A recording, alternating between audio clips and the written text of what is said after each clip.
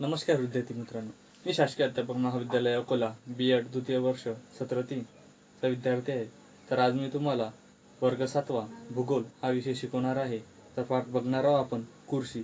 त्याच्यामुळे जो उपघटक आहे तो आपण आज बघणार आहोत पशुपालन. तर चला आपण आजच्या पाठाला सुरुवात करूया.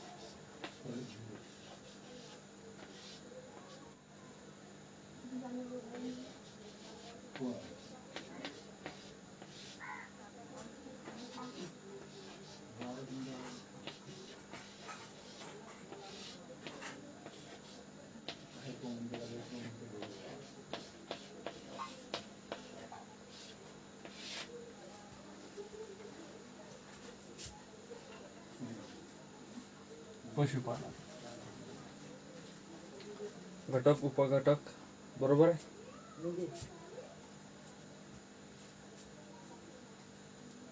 ठीक आहे. तर खुर्शी म्हणजे काय कोणी सांगू शकेल? जो आज आपण पाठ बघणारा नववा खुर्शी. तर वरील तुमच्या पुस्तकात जे चित्र दिलेलं आहे त्याच्या घराजवळील नांगराचा फाळ असेल ते तुम्ही थोडं नीट बघा. आणि शेतकऱ्याचे घर सहज कळते. आणि शेळ्या गाई म्हशी कुत्र घर. आणि दुसऱ्या चित्रात आपण बघितलेलं आहे की नांगर ओढतो, ट्रॅक्टर, पाणी पडते, स्प्रिंकलर, कोंबड्या अंदर ते अंडी, ते दाना कसे खातात हे त्या पुस्तकात दिलेलं आहे. ते बघा थोडस.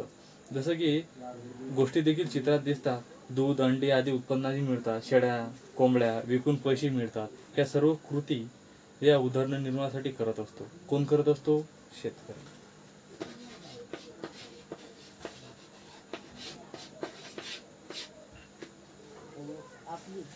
शेतकरी करत असतो. तो शेतकरी काय काय करतो? तो पहाटे झोपेतून उठल्यापासून तर झोपेपर्यंत तो त्याची कृती, तो शेतीचे काम तो करतच राहतो. फक्त कशासाठी? उदरनिर्वाहासाठी. जसे की आज सध्या हरभऱ्याचं सीझन चालू आहे, सोयाबीन चालू आहेत. हे आपण शेतीसाठी आणि उदरनिर्वाहासाठीच करत असतो. जसे की शेळी म्हशी म्हैस गाय बैल कुत्र कोंबड्या हे त्याचे एक भाग आहे. त्याच्या जीवनातला जो एक भाग आहे, पार्ट आहे. तसं की कृषी होण्यासाठी व्याप्ती एक बरीच मोठी आहे. अन्नधान्य वस्त्र निवारा गरजा वनस्पती आणि प्राणी या गरजांचा उपयोग कोणासाठी केला जातो? हा शेतकरी आणि शेती. बघा शेतकरी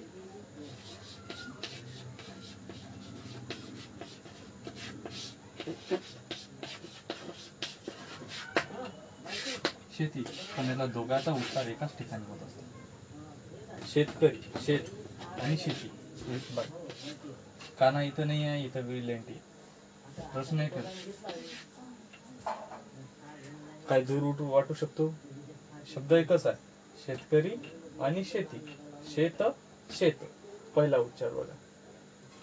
आणि करी शेतकरी शेत अधिक करी.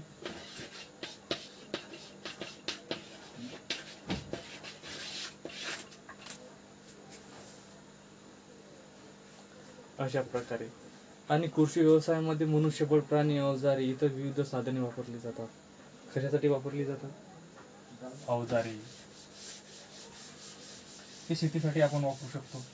काय काय वापरू शकतो? कोणी सांगू शकेल? कुणाल तू सांग. तू हा ठीक आहे. जसे की कृषी व्यवसायासाठी शेती हा सर्वात महत्त्वाचा प्रमुख विषय आणि व्यवसाय हा बनलेला आहे.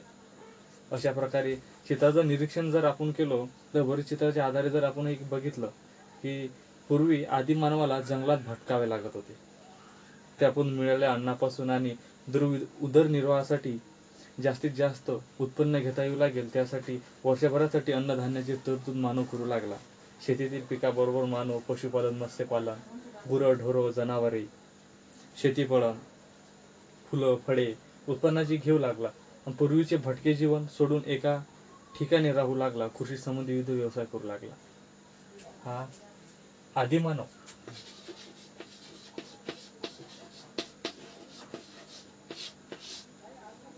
आणि शेती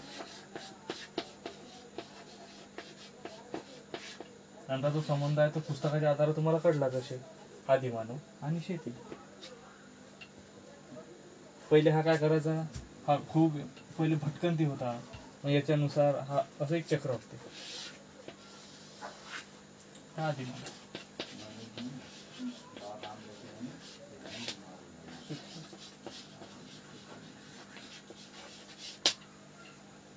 हा काय करायचा, सर्वात पहिले भटकायचा, काही जास्तीत जास्त काही वाघ रुपये याच्या बनवायचा, दगडाचा बनवायचा आणि चालला थोडं. मग शेतकरी मग एका ठिकाणी राहावं लागला, एका ठिकाणी बसून अन्नदा, वस्त्र, निवारा आणि वेगवेगळा शोध लागू लागला. अशा प्रकारे तो पुढे गेला. तर आपण एक मुख्य व्यवसाय बघू, आपण त्याचा एक बघणार आहोत भाग पशुपालन. तो आपला जो टॉपिक आहे त्या टॉपिक इकडे थोडस बोलू. पशुपालन.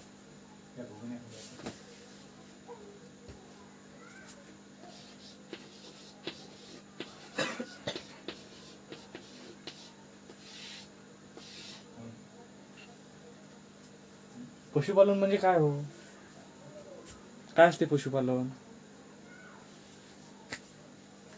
हा शब्द काही नवीन नाही आहे आपल्यासाठी. पशुपालन काय आहे? पल्लवी तू सांग. किंजल हा तू पण सांग की पशुपालन म्हणजे त्यापासून विविध उत्पन्ने घेतले जातात, कामासाठी वापर आणि कोरणी निर्वाह चालणे. हा बरोबर आहे तुझं. हे पशुपालनाला मुख्य उद्देश आहे.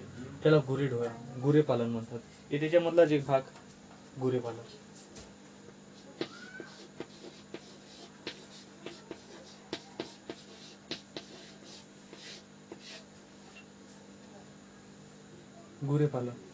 गुरेपालन म्हणजे काय? गाय, बैल, म्हैस, रेडा, जनावरांची शेतीसाठी पालन केले जाते. जसे की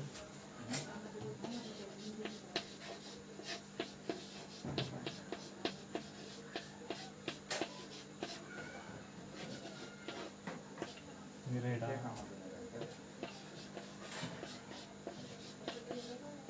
म्हैस, हे गुरेपालनामध्ये केला जातो. त्याचं काय, तो एक जनावर आहे, दुधती व्यवसाय आहे. त्याला काय म्हणतात, अविभाज्य भाग असे म्हणून स्वरूप आधुनिक व्यापाराचे आहे. भारताने व्यवसायाचे स्वरूप अलीकडे बदलले आहे.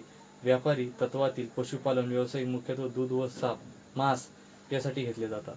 शेळी व मेंढी पालन, त्याचा पुढचा जो पालन आहे शेळी व मेंढी. पहिल्या आधी आपण बघितलं पशुपालन, आता काय बघू आपण, शेळी व मेंढी पालन.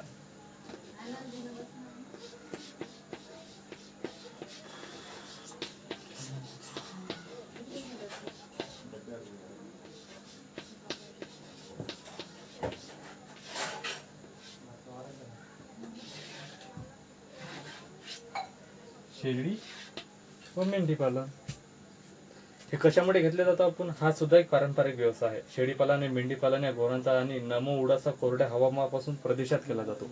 त्याला काय म्हणतात, शेळी व मेंढीपालन. व्यवसायात नांगरी वस्तूपासून दूध, गाभाऱ्यात आणि गवत, खुराटे गवत, झोपडे, जांभळी गवत, शेळ्या, मेंढ्या पोसल्या जातात. कुठं पोसल्या जातात? ग्रामीण भागात.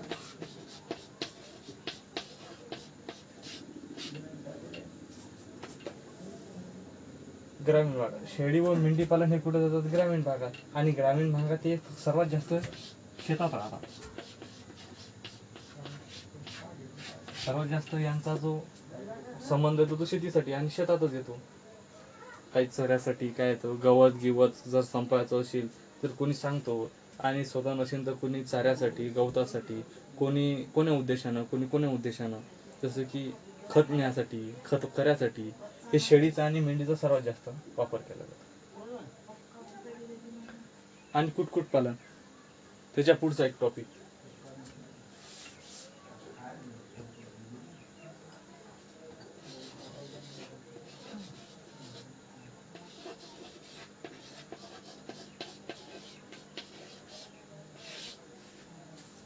कुक्कुटपालन.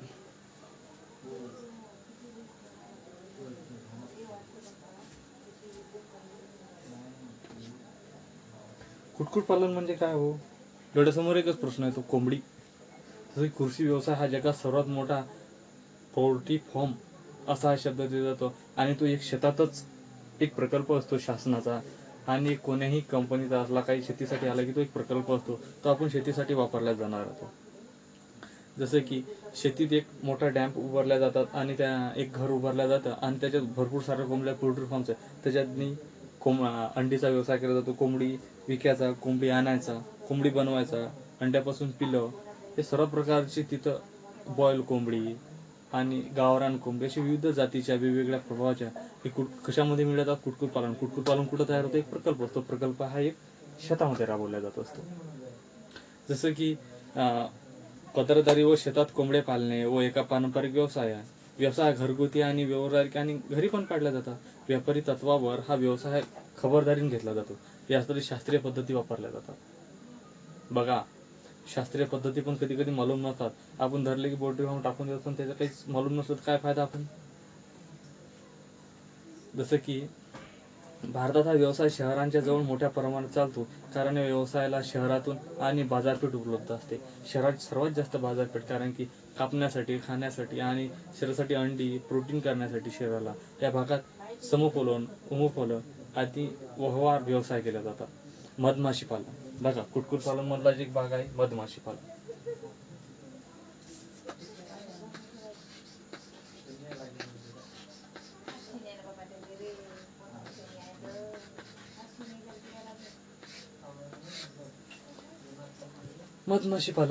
मधमाशी पालन जेव्हा आपण जर हरभरा जर पेरत असला, जर एखादा जर कांदा पेरायचा असला, तर मधमाशाचा एक प्रकल्प असतो. तिथे एखादी जर पेटी आणून ठेवली, तर सध्याच्या परिस्थितीत पेटी असेल ते 3,000ची, तर ती एक ठेवली तर असे सांगतात, आणि तसं आहेत, कारण की जेव्हा ते मधमाशा ठेवतात तेव्हा तो कांदा सर्वात जास्त उत्पन्नाला येतो असं म्हणतात.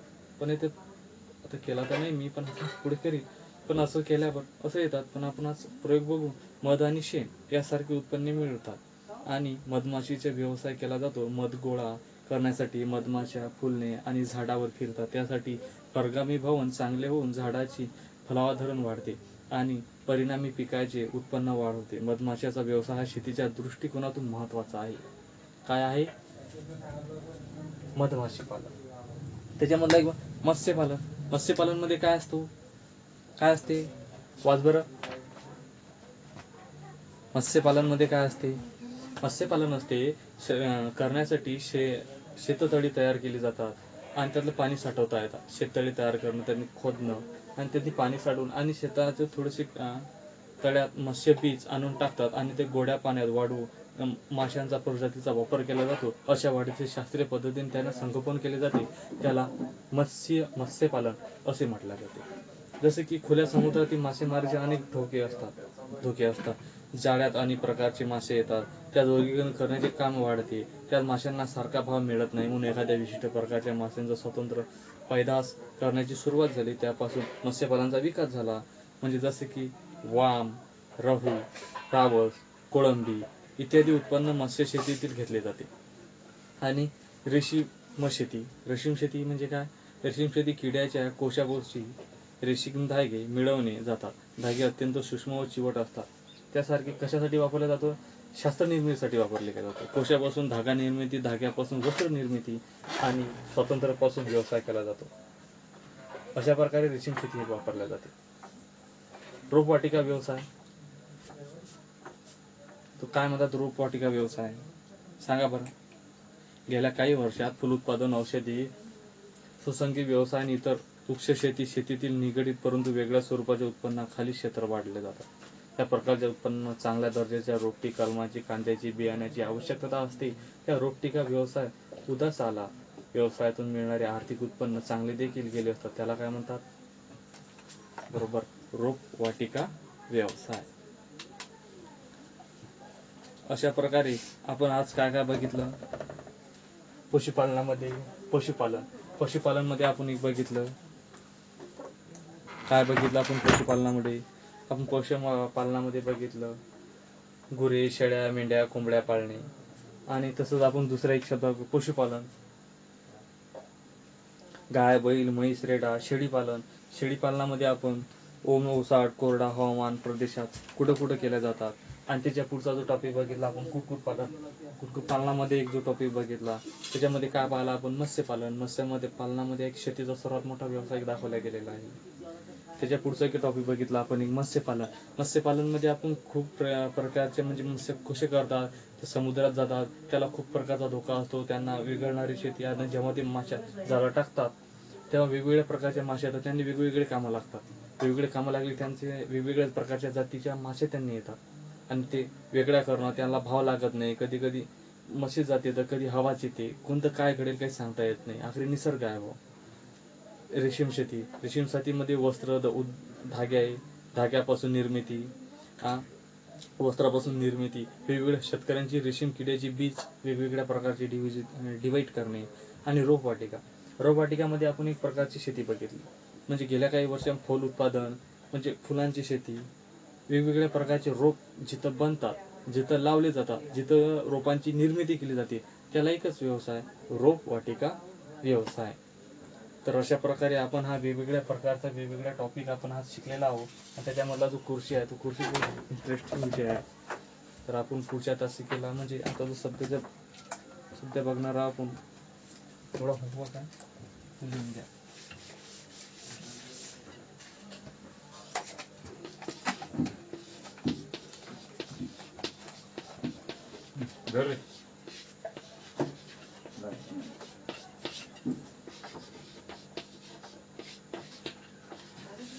आपण बोलला ना, मी काय करू?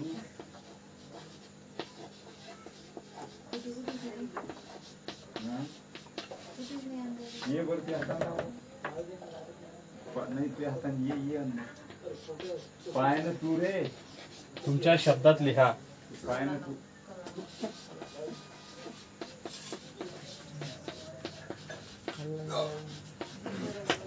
तर अशा प्रकारे हा आजचा होमवर्क आहे. तो उद्या येता हा लिहून आणणे आणि उद्या चेक करून दुसरा जो प्रकार आपण उद्या बघणार आहोत शेतीचे प्रकार. अशा प्रकारे आपण जो पुढचा टॉपिक आहे तो उद्या सुरुवात करू. धन्यवाद.